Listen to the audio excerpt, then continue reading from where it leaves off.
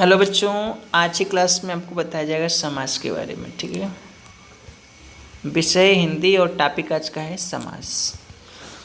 तो चलिए शुरू करते हैं। समास का शाब्दिक अर्थ है संक्षेप। ठीक है, इसके अन्य शाब्दिक अर्थ भी हैं।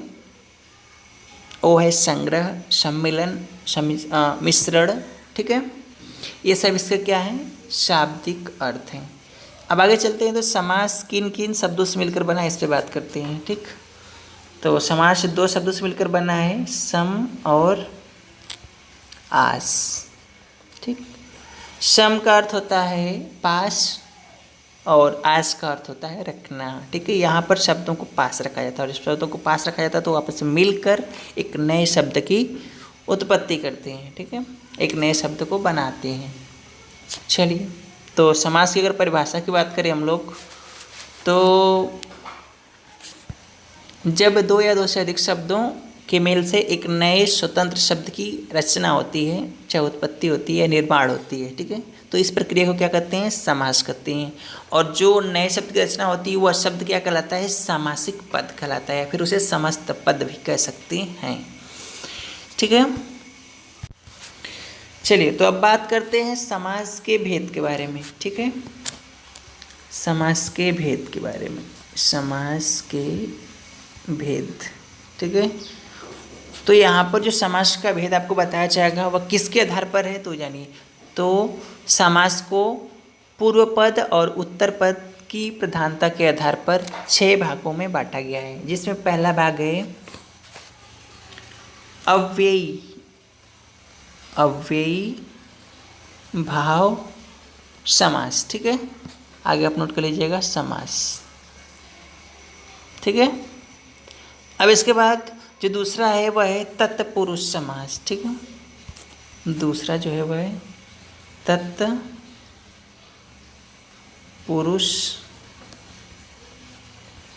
समास। ठीक है, इसके बाद जो तीसरा है वह है कर्मधारय समास। कर्मधारय समास। ठीक है, आगे लिख लीजिएगा। चौथा जो है वह है द्विगु समास। द्विगु समास। ठीक, आगे जो पांचवा है वह है द्वंद्व समास। द्वंद्व समास। ठीक है, यहाँ पर भी आधा व और यहाँ पर भी आधा व,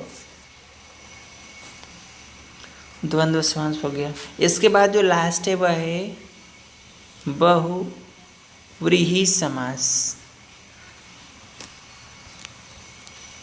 ठीक, चलिए तो अब यहाँ पर आप लोग सभी प्रकार जान गए समास के भेद के बारे में। ठीक है, कौन कौन से होते हैं, अव्ययी भाव समास, तत्पुरुष समास, कर्मधारय समास, द्विगु समास, द्वंद्व समास, बहुव्रीहि समास। ठीक है, अब हम लोग जो सबसे पहले पढ़ेंगे वे पढ़ेंगे द्वंद्व समास के बारे में। ठीक है, कौन सा समास पढ़ेंगे, द्वंद्व समास। ठीक, चलिए इसके बारे में आप सुनिए।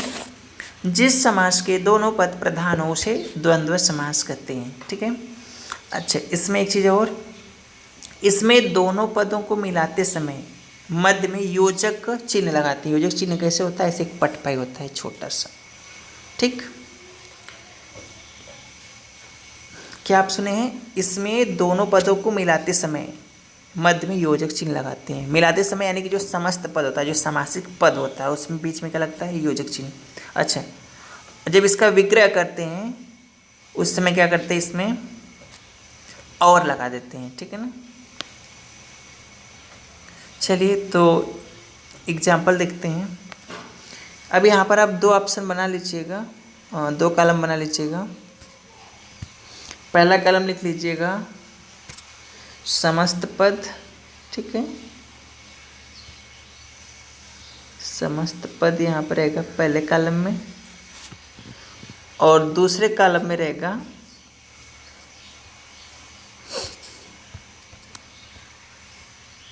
चलिए दूसरे कॉलम में रहेगा आपका समास विग्रह।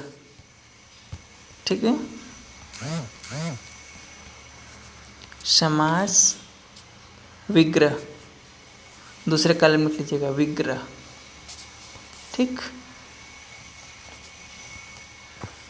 चलिए तो जैसे मैं यहाँ पर एक शब्द देता हूँ, इसका एग्जाम्पल द्वंद्व समास का,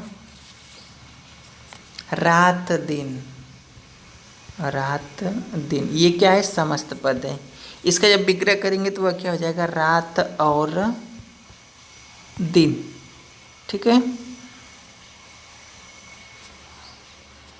तो इस प्रकार से आपको जैसे मैं बता दूं पाप पुण्य, तो जब ये लिखेंगे समस्त पद है, समासिक पद, इसके बीच में क्या रहेगा, एक योजक चिन्ह रहेगा। ठीक है, योजक चिन्ह इसको बोलते हैं। तो पाप पुण्य, अब इसका जब विग्रह करेंगे तो क्या होगा, पाप और पुण्य।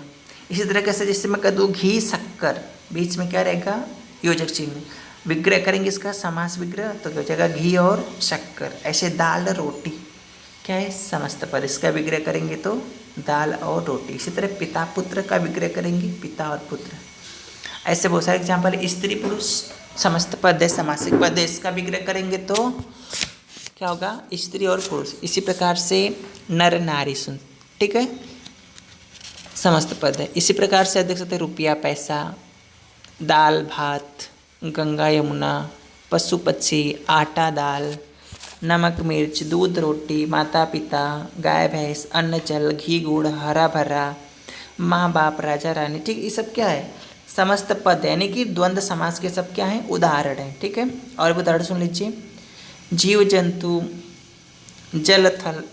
ठीक है, आप सभी क्या द्वंद्व समास को उदाहरण बताइए, तब ये सब बता सकते हैं। राधा कृष्ण, राजा रंग, भला बुरा, शुभ अशुभ, छोटा बड़ा। ठीक है, ये सब क्या है, द्वंद्व समास के उदाहरण। इनका जब विग्रह करना होगा तब बस आप बीच में और लगा देंगे। ठीक है, हो जाएगा आपका। अगला आप लोग पढ़ेंगे द्विगु समास के बारे में। द्विगु समास, चलिए तो इसकी परिभाषा सुनिए। जिस समस्त पद का पूर्व पद संख्यावाची विशेषण हो और उत्तर पद उस संख्या का विशेष्य होता है, वह द्विगु समास कहलाता है। ठीक है, अगर इसका आप आसान सा परिभाषा लिखना चाहें, बताना चाहें, तो आप कह सकते हैं कि जिस शब्द का पूर्व पद संख्यावाची हो उसे द्विगु समास कहते हैं। ठीक है, यहाँ पर भी आप दो कॉलम बना लीजिए और उदाहरण इसका देख लीजिए, इसी से ज़्यादा स्पष्ट होगा उदाहरण से ही। एक बनाना है आपको समस्त पद, ठीक है, और दूसरे कॉलम में बनाना है समास विग्रह। ठीक है, चलिए तो जैसे मैं यहाँ पर कह दूँ सप्त नदी। ठीक, तो सप्त नदी देख सकते हैं, जो समस्त पद जो शब्द है इसमें क्या है, जो पूर्व पद है उसमें क्या संख्या का बोध हो रहा है ना, सप्त नदी। ठीक, तो पूर्व पद में संख्या है, इसलिए यह शब्द क्या है, द्विगु समास का उदाहरण है। ठीक है ना, यानी कि इस शब्द में द्विगु समास है। अगर इसका विग्रह करेंगे तो कहेंगे 7 नदियों का समूह। ठीक है, या फिर 7 नदियों का समाहार। ठीक है, तो इस प्रकार से आप इसका विग्रह करेंगे। जब भी विग्रह करेंगे तो का समूह या का समाहार इसमें जोड़ा जाता है। जैसे कह सकते हैं तिरंगा, तिरंगा का समास विग्रह करेंगे तो हो जाएगा 3 रंगों का समाहार। आपसे प्रश्न ऐसे पूछा जाएगा कि तिरंगा शब्द में कौन सा समास है, आप कहेंगे द्विगु समास। इसी तरीके से अन्य आप सुन लीजिए उदाहरण, जिससे आप अलग कर लीजिएगा। जैसे चौपाई है, तो चौपाई का समास विग्रह करेंगे 4 पदों का समूह। ठीक है, आगे देख लीजिए, मान लीजिए द्विगु, द्विगु शब्द का ही हम लोग करते हैं समास विग्रह, तो 2 गुणों का समाहार द्विगु, ठीक है।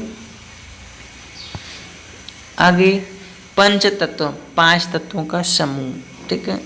पंजाब, 5 आबों का समूह, आब मतलब पानी, ठीक है। आगे चौमासा, 4 मासों का समाहार। दुराहा, 2 राहों का समाहार। त्रिलोक, 3 लोकों का समाहार, ठीक है। चौराहा, 4 राहों का समूह। इसी तरीके से है त्रिदेव, 3 देवों का समूह। त्रिकोण, 3 कोणों का समाहार, ठीक है। तो इस प्रकार से आप समस्त पद और समास विग्रह नोट कर लीजिए। जितना ज़्यादा एग्जाम्पल पढ़ेंगे उतना ज़्यादा आपको कन्फर्म होगा, ठीक है, डाउट क्लियर होगा। जैसे नवरत्न, 9 रत्नों का समूह। त्रिफला, 3 फलों का समूह। पंचतंत्र, 5 तंत्रों का समूह। इस पर त्रिशूल, 3 शूलों का समाहार, ठीक है। द्विचक्र।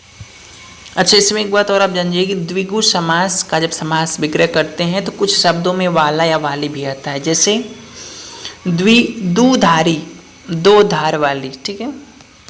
द्विचक्री, 2 चक्र वाला। एक दंत, 1 दांत वाला, ठीक है। तो आप देख सकते वाला वाली आ रहा है, ठीक। चलिए अब आप लोग आगे पढ़ेंगे।